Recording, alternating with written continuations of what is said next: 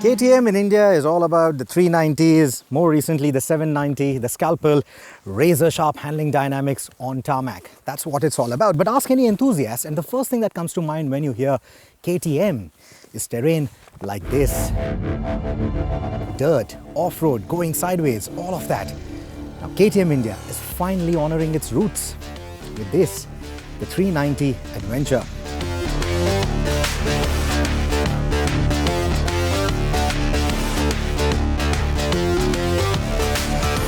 One look at it and you know it means business. The styling, among many other things, is inspired by the 790 Adventure, and that is a good starting point. 390 family has made performance accessible to the masses, and the Adventure is cut from the same fabric and has the same intent.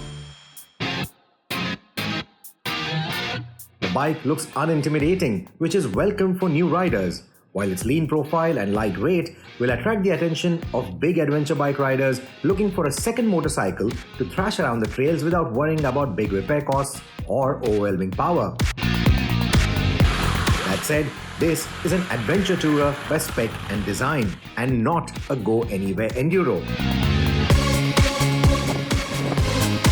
On the previous 390 platform, an adventure variant was never built because the older chassis could either allow a larger tank or a larger seat, both of which are essential for an adventure motorcycle. The new 390 chassis was designed keeping the adventure style in mind and has achieved both those targets. Well, almost. Tank is only marginally larger than the 390 Duke, and though the KTM's claimed and optimistic 400km range is achievable, a 325 km on a full tank is my estimate. One of the concerns is the seat height, 855mm. That's taller than some of the big adventure motorcycles. So if you have a short frame, that could be a bit of a concern. So if off-roading is something that you're going to actively look at, try and convince the dealer to get you a test ride off the road as well, or maybe go for one of the test ride camps that KTM will organize on trails like these.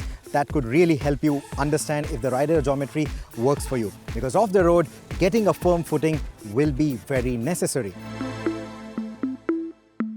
For the touring community, a more comfortable option will be made available too. But there is no low seat option or a suspension lowering kit available as of now. The trellis mainframe holding the engine remains similar to the 390 Duke, but the subframe is new to accommodate a larger pillion seat and a set of panniers, and in the spirit of off-road riding, it is removable too. Despite the narrow design of the chassis, standing up and riding isn't a problem, as the tank is wide enough to grip firmly and there are traction pads below the rider's seat. Handlebar risers will be needed for most riders who want to take this bike off the road. The rake angle of the head tube has been changed from 25 degrees to 26.5 degrees, which also contributes to the Adventure's longer wheelbase. Further adventure readiness comes from the suspension that travels longer than the Duke. Like the 390 Duke, even the 390 Adventure gets 43mm WP forks. These aren't adjustable though and have a longer travel than the 390 Duke.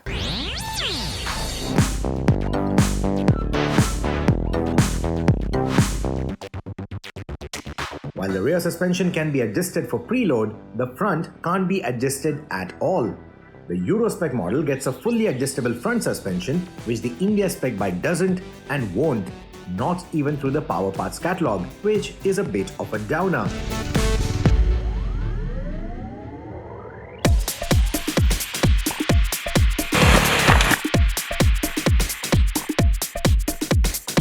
The suspension setup is on the firmer side and not as soft and squishy as you would typically find on an adventure motorcycle. Since it quickly stiffens on the rebound, the bike tends to jump and skip around on the rocky trails.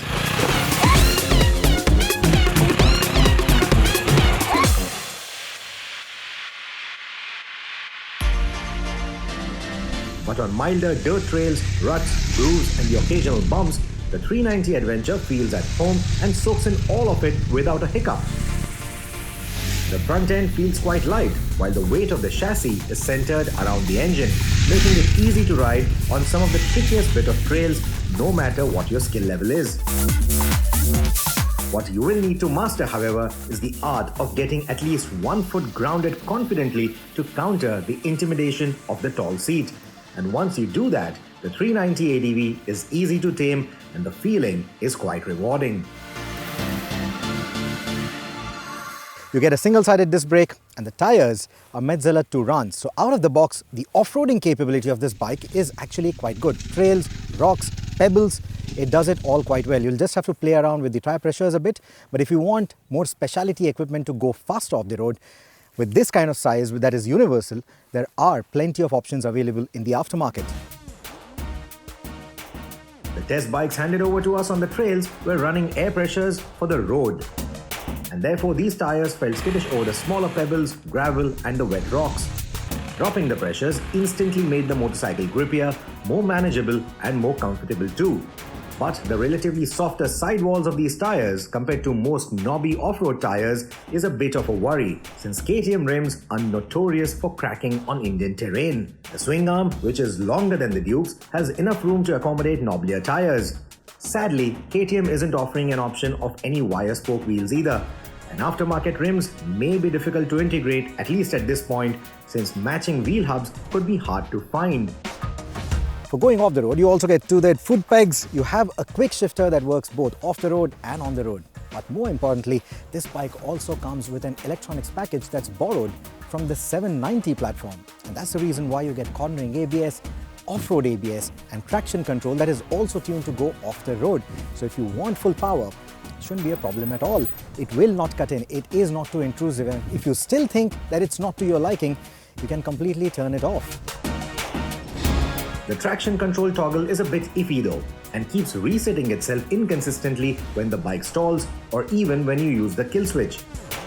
While it works well on the dirt, you certainly want to turn it off for the rocky trails, as it can cut power to the level of stalling the motorcycle. On the other hand, the off-road and the cornering ABS works just as efficiently as you would expect it to. As for the quick shifter, I want to hold my opinion until I spend more time with it. On my test motorcycle, it only seemed to work between 3000 to 6000 RPM, irrespective of the terrain. On our bike, the rev limiter was set to 8000 RPM, and therefore I would hold my opinion until I road test a 390 Adventure that has been properly run in. And no, the quick shifter can't be retrofitted to other 390 siblings, but it could very well come to those bikes in the near future as a part of a midlife upgrade.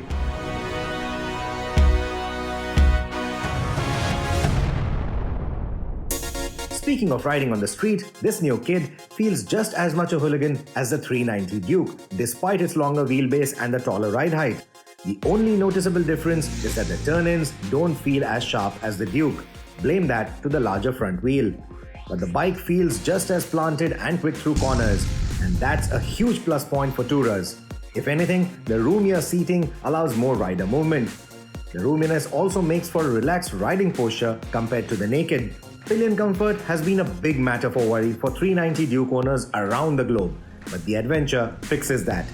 We did a bit of two-up riding, and even the standard seat felt comfortable, roomy and ergonomic. We expect the touring seat option to only make things better. The seats also have small traction patches which ensure that the pillion or the rider don't slide forward under braking. Speaking of braking, the Brembo brakes are just as sharp as any small KTM and add more confidence for sport riding or sport touring on this machine. The cornering ABS function is a huge boon too, especially when touring with a pillion and luggage. A cruise control function would have been the icing on the cake for this electronics package.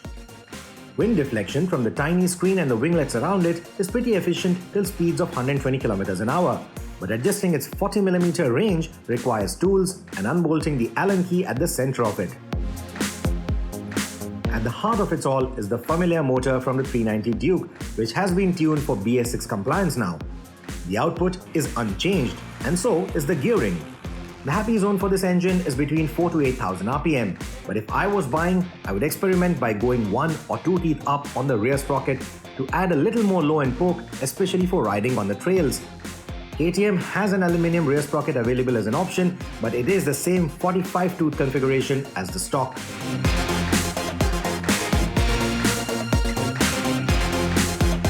Speaking of the clutch, it does tend to heat up on the off-road trails, and if you are in a sticky situation, it is very easy to overcook the clutch.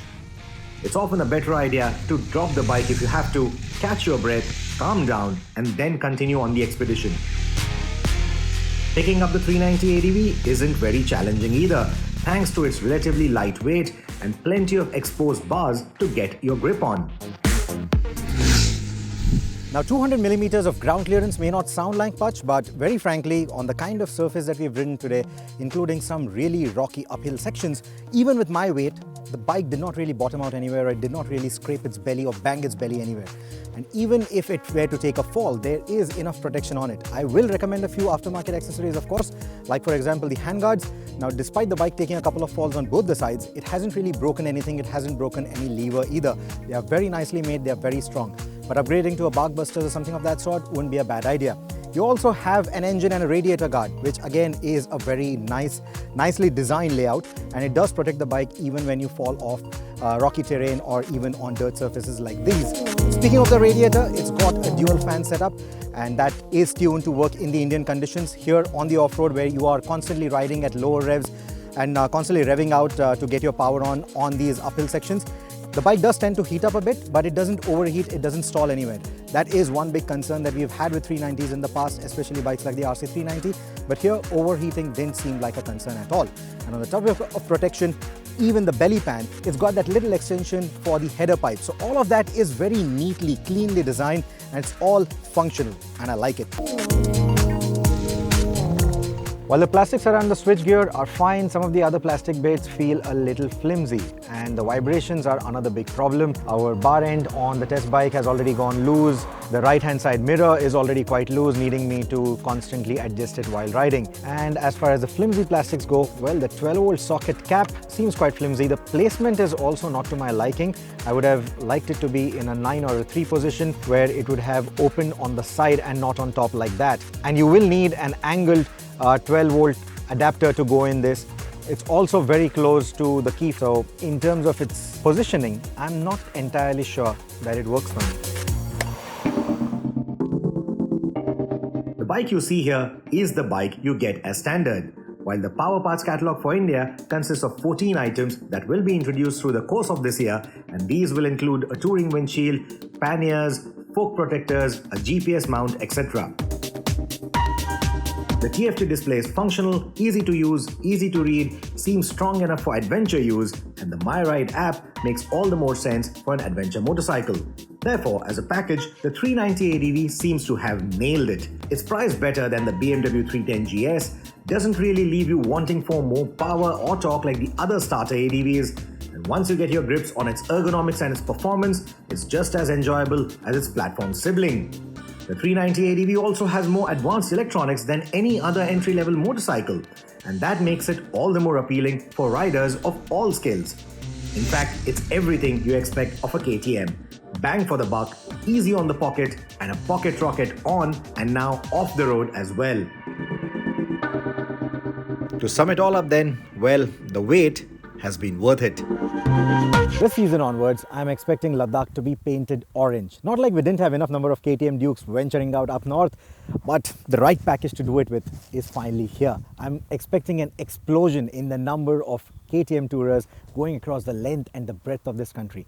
That package, the way everything has been designed, the way everything is made manageable, and the kind of electronics that it offers for the price tag it asks, I think it's phenomenal. I am super impressed.